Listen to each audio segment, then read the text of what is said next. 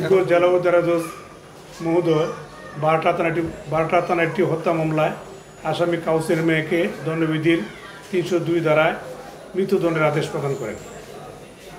মামলাটি অত্যন্ত নৃশংস এবং চাঞ্চল্যকর হত্যাকাণ্ড। মুক্তি রানীর বাবা বাদী হয়ে বারটা থানায় মামলা দায়ের করেন। মামলা দায়ের করে পুলিশ সুষ্ঠু তদন্তক্রমে ৩০২ ধারা অভিযোগপত্র দায়ের করেন। পরবর্তীতে মুক্তি রানী বারটা থানাধীন প্রেমনগর সালিপুরা হাই স্কুলের ১০ম শ্রেণীর ছাত্রী।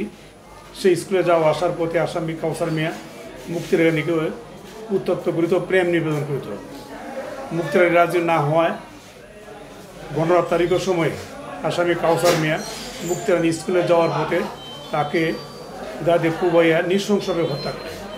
উক্ত মামলায় রাষ্ট্রপক্ষ থেকে বিজ্ঞ আদালতে মোট ১৭ জন সাক্ষীর জবানবন্দিও যারা সংগঠিত হয়। আজকে অত্র মোকদ্দমা প্রমাণিত হওয়ায় বিজ্ঞ জেলা ও জজ মহোদয় আসামি কাউসার মিয়াকে দণ্ডবিধি ৩০২ ধারা মোতাবেক মৃত্যুদণ্ডের আদেশ দেন।